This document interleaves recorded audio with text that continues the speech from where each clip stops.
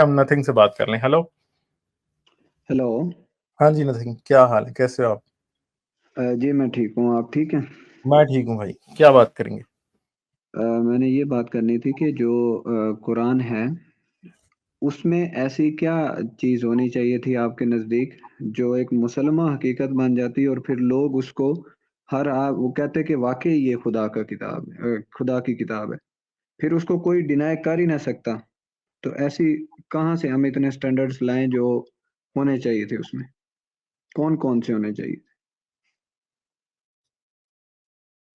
بھائی کوئی اس میں ایسی مسلمہ حقیقتیں لکھی ہوتی، اس میں ایررز نہ ہوتے، اس میں کوئی واقعی کو ہمیں سائنس سمجھائی گئی ہوتی، ہمیں بتایا ہوتا کہ زمین گول ہے، سورج کے گرد زمین گھومتی ہے، بہت سے اور ستارے ہیں اس یونیورس میں، اربوں خربوں کی تعداد میں گیلیکسیز ہیں. کچھ ایسی حقیقتیں بتائی ہوتی جو کہ 1400 سال پہلے والی باتوں سے کچھ آگے کی ہوتی، کوئی آج کی ہوتی یا آج سے بعد آنے والی ہوتی، تو پھر ضرور ہم سمجھتے کہ ہاں بھائی یہ اللہ کی کتاب ہے.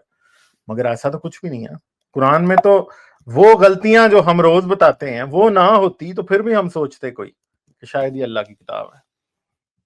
ٹھیک ہے، نہیں، قرآن کو یہ بتانے نہیں آئی تھی کہ آگے کیا ہو رہا ہے یا یہ نہیں ہے، یعنی اس میں کوئی سائنسی چیزیں تھوڑا نہ بتانی تھی، اس میں تو ایک یعنی ٹوٹل وہ ہدایت کے لیے چیزیں بتانی تھی، جو بھی وہ اخلاقیات وغیرہ یا کچھ اس طرح کی.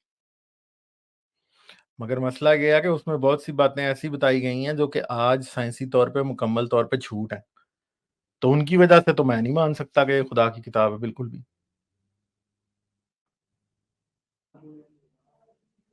تو یعنی اگر اس میں یہ بتایا جاتا کہ آج کے دور کی کچھ سائنسی چیز بتا دی جاتی، لیکن قرآن بیسیکلی اس کا دعویٰ نہیں ہے نا کہ وہ سائنس کی کتاب ہے. تو دوسرے جو آپ جھوٹ کی بات کر رہے ہیں تو وہ اخلاقی طور پر جب چیزیں بتائی جا رہی ہیں تو اس میں سائنس کا بیچ میں کیا لینا دینا آ گیا؟ نہیں، جب قرآن یہ کہتا ہے کہ زمین کو ہم نے ایک بچھونا بنایا یا زمین کو ہم کناروں سے گھٹا رہے ہیں، ٹھیک ہے، صحیح ہے، تو یہ دو باتیں ہیں، یہ باتیں تو اصل میں ایسی باتیں ہیں جن کو سائنسی طور پہ چیک کیا جا سکتا ہے، تو جب ہم انہیں چیک کرتے ہیں تو وہ جھوٹ نکلتی ہیں. اب آپ اصرار اس بات پہ کر رہے ہیں کہ قرآن صرف اخلاقیات کی بات کرتا ہے. قرآن صرف اخلاقیات کی بات نہیں کرتا نا، ٹھیک ہے. جی صحیح ہے. اور جو کناروں سے گھٹانے والی بات ہے اس کے تو اوپر نیچے کانٹیکسٹ پتہ چل رہا ہے کہ ذرا وہ ان کا کم کر رہے ہیں، وہ کافروں کو ان کو نہیں مٹا رہے ہیں. وہ آپ کی انٹرپریٹیشن ہے نا، وہ کوئی ایکسیپٹڈ قرآنی انٹرپریٹیشن تھوڑی ہے، وہ تو چند لوگوں کی انٹرپریٹیشن ہے نا. حضرت محمد نے بہت سی آیتوں کی انٹرپریٹیشن حدیثوں میں بتائی ہیں حضرت محمد کی اپنی زبان سے، تو وہ انٹرپریٹیشن کی طرح ہے، وہاں پہ کوئی پتہ چلتا ہے نا، تو پھر ہم کہتے ہیں کہ اچھا جی کافروں کی موت کی وجہ سے زمین کناروں سے گھٹ رہی ہے. اور دوسری بات ہے کہ یہ بات بھی اگر مان لی جائے نا کہ کافر کم ہو رہے ہیں تو زمین گھٹ رہی ہے، تو یہ تو بات بالکل ہی جھوٹ ہے، کیونکہ کافر تو زیادہ ہو رہے ہیں. آج آپ مسلمانوں کی تعداد اگر دیکھیں تو کافروں کی تعداد تو مسلمانوں سے بہت زیادہ ہے. آپ کو پتہ ہے کہ آج سے تقریباً 500-600 سال پہلے تک دنیا میں سب سے زیادہ جس مذہب کے لوگ ماننے والے تھے نا وہ اسلام تھا، ٹھیک ہے. تاریخ میں ہمیشہ سے اسلام مسیحیت سے زیادہ تھا، مگر جب سے انڈسٹریل ریولوشن آئی ہے تب سے مسیحیت اسلام سے زیادہ ہو گئی، ٹھیک ہے. امریکہ انہوں نے جب فتح کر لیے اور وہ وہاں چلے گئے، آسٹریلیا پہنچ گئے، اور پھر انہوں نے یورپ میں اپنی آبادیاں بڑھائی، انہوں نے افریقہ میں لوگوں کو کرسچن کیا، کولونائزیشن کے تھرو انہوں نے لوگوں کو کرسچن کیا، تو تب دنیا میں پہلی بار کرسچن اسلام سے زیادہ ہوئے، ٹھیک ہے. تو اگر آپ یہ بات کریں تو اصل میں تو اس وقت کافر زیادہ ہیں، تو زمین کے کنارے گھاٹ نہیں، پھر تو بڑھ رہے ہیں. لیکن اس ٹائم تو کم ہو رہے تھے نا. ہاں، تو اس کا مطلب ہے وہ آیت صرف اس ٹائم کے لیے سچ تھی، اب جھوٹ ہے. ایسی تو بہت ساری آیات ہیں جو اس ٹائم ویلڈ تھیں اور آج کے دور میں تو وہ ویلڈ نہیں رہی. مگر مسئلہ یہ ہے کہ قرآن کی آیتیں تو ہمیشہ ویلڈ ہونی چاہیے نا. جب آج قرآن کی آیت جھوٹ ہے تو پھر اس کا مطلب ہے قرآن جھوٹ ہے. مسئلہ تو یہ ہے نا، اگر میں ایک بات کہوں کہ میں سچا ہوں اور میں آج ایک بات کہہ دوں اور وہ ابھی کے لیے سچ ہے، مگر کل وہ بات جو ہے وہ جھوٹ ہو جائے گی، تو پھر میں جھوٹا تو ہو گیا نا. پھر میں یہ تو نہیں کہہ سکتا کہ میں ہمیشہ تک سچا ہوں. قرآن کو تو ہمیشہ سچا ہونا چاہیے نا. چلو وہ بات ٹھیک ہے، لیکن ایک بات ہے کہ اگر کوئی بھی دنیا کی کوئی بھی کتاب لائی جاتی تو ہم کچھ نہ کچھ تو اس میں سے نکال بھی لیتے، ایسی تو ہوتا ہی نہیں ہے کہ ہم کچھ نکال نہ لیتے۔ کیا نکالنا لیتے؟ قرآن سے کیا نکالتے ہم؟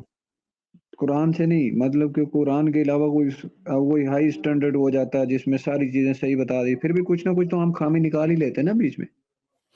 بھائی اللہ اگر چاہتا تو اللہ ایسی کتاب بنا سکتا تھا نا جس میں آپ اور میں اور دنیا کا کوئی بھی انسان کوئی خامی نہ نکال سکتا۔ نہیں، پھر تو وہ جو دعویٰ ہے کہ خدا اگر اس طرح سامنے آ جائے پھر تو قیامت ہی آ جائے۔ نہیں، اس سے قرآن خدا تھوڑی سامنے آنا تھا، اللہ ایک ایسا قرآن ہمیں دیتا جس کے اندر کوئی خامیاں نہ ہوتی۔ آپ اب یہ بھی مان گئے ہیں کہ قرآن میں خامیاں ہیں، یہ تو بڑی خطرناک بات ہے بھائی جو آپ کر رہے ہیں۔